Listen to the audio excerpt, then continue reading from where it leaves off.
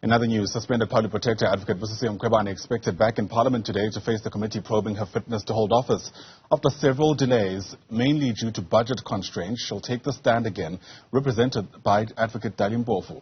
After Mkhwebane's last testimony at the end of March, her office indicated that it couldn't continue to fund her legal costs, but an agreement, we're told, was now reached with her legal team, allowing the inquiry to finally continue. Closing statements are also expected to be heard later this month, after which a draft report will be tabled next month. Last month, Mkhwebane claimed that 3 ANC MPs tried to extort a bribe from her in order to drop the inquiry itself. Let's get you the latest on this now. Athi Mtongana is part of our team watching the story. She's live to us now from Cape Town. And Athi, so many developing stories around this particular story. For one, we're also told there's a revised program that will enable this inquiry to wrap everything up by the end of July. That's correct, Ayanda. In fact, even from the beginning of these proceedings, the committee was quite aware and alive to the possibilities of the actual program constantly changing. You will recall that even before the Section 194 took foot in Parliament, there were a lot of delays where it had actually initially was supposed to start way before the time that it had actually started. There were many delays insofar as, of course, the grievances that were raised by the Public Protector. That was even before she was suspended by President Cyril Ramaphosa. So even going into the starting of these proceedings, they were very aware and alive to the possibilities of the program constantly changing, and of course that is exactly what has transpired over the past couple of months. Litigation after litigation. We do know that even currently the Public Protector is still appealing that decision by the Western Cape High Court to not recuse Qubutile Kyanki as the chairperson of the committee, as well as one of the members there, Mr. Kevin Mileham, who is the husband to Natasha Mozone, who brought about the motion against Mkhwebane in the National Assembly.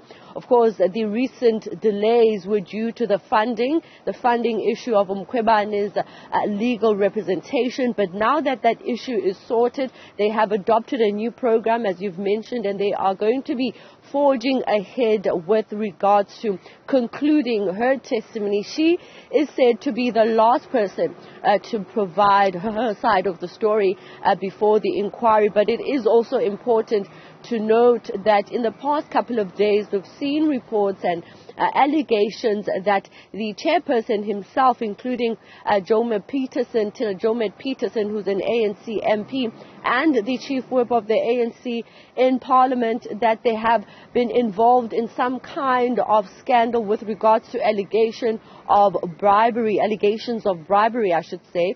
But we had spoken last week to the chief whip of the ANC, Phemi Majidina, and she refuted those claims, saying they're unsubstantiated, and she's not even a member of the Section 194 committee, and she spoke about taking legal action against those who come up with such reports and allegations against her. We also spoke to the chairperson, and he also refuted those allegations, because they are centered around bribery and trying to stop this inquiry from taking place. He's saying it's been in the public domain since the onset, and so to stop it, or to even suggest that they would be involved in bribery to stop it, would be really something unfounded, considering the fact that it has been publicized every single time that they do meet as a committee. It is an open platform, even on YouTube, for people to watch the proceedings. But let's listen to what he had to say last week when we spoke to the chairperson. It's shocking.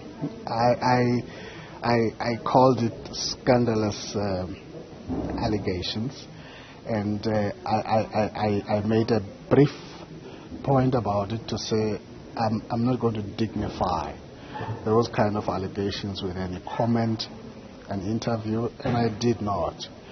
All I can say to you is that there is no amount of deflection and delay that is going to take our attention away from us resuming this inquiry and concluding it. Any other tricks and any other shenanigans, we're not buying them. We're not going to be deterred about those kind of things. We would want the entire country and everybody The real issue that we must focus on now is us resuming this inquiry and given the space and the time and the resources that we have to conclude this inquiry. If people have things that they want to take up, there are law enforcement agencies. They can go to the police, they can go to any other platform. In Parliament, you've got the Ethics Committee. People can take things there. Kubutile Janki there, the chair of the Section 194 inquiry, wrapping up that live update by Athi Mtongana there for us in Cape Town. Athi, thanks very much indeed.